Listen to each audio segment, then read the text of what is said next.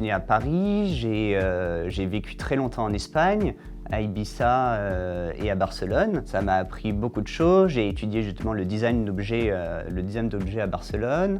J'ai fini par rentrer sur Paris, j'ai fait de la mode à Paris. J'ai étudié à Esmod, notamment grâce au fonds de dotation Agnès B.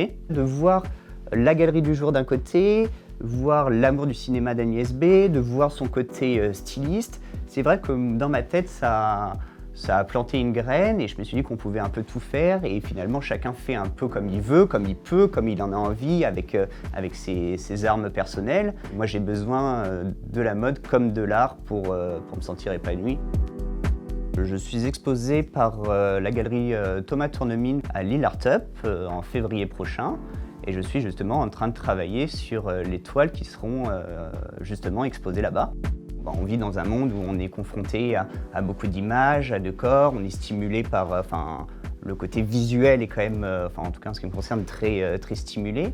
Et c'est vrai que moi, ça peut venir un peu de n'importe où, dans le sens où je peux moi-même chercher vraiment un mouvement, un détail, et à partir de là, le photographier, le dessiner, le croquer, et puis en faire quelque chose après. Une fois que j'ai une base, une photo, un croquis, tout ça, je le digitalise d'une certaine manière, dans le sens où je le retrace sur Illustrator, je travaille ce mouvement, et puis après, à partir de là, je peux justement le décupler, le charcuter, le recoller, ça devient quelque chose de comme ça. Je travaille les couleurs, et je travaille justement tout le positionnement là-dessus.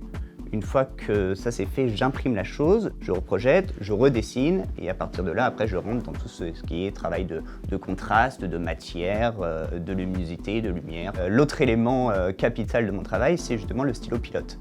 Je travaille avec un stylo pilote, c'est un stylo encre, ce qu'il y a de plus basique, de plus lambda, et c'est un peu ce qui m'a intéressé au tout début de mon travail, c'est de travailler justement avec cette toile qui vaut clairement rien, qu'on achète en gros, et ce stylo, et en fait d'essayer justement de trouver quelque chose d'intéressant et une certaine finesse dans mon travail avec des matériaux qui sont pas destinés à une utilisation très noble en soi. Alors moi ça c'est une toile de lin. C'est une toile de lin, généralement les gens travaillent sur le côté A de la toile, le côté enduit, et moi justement j'ai décidé de travailler sur son envers, déjà d'une pour le côté colorimétrie de mon encre qui pénètre mieux et qui a un côté quand même plus esthétique avec ce côté beige marron. Et je trouve ça beaucoup plus uniforme, ça me permet de doser la couleur et les choses se font comme ça. J'ai pu être influencé par des artistes d'un point de vue production. J'ai beaucoup travaillé avec Peter Claesen, qui est un ponte de la figuration narrative, et je l'ai observé travailler étant jeune, enfin plus jeune du moins, et c'est vrai que c'était son côté justement zoom, photo, collage, application, retrait, et son process m'a influencé.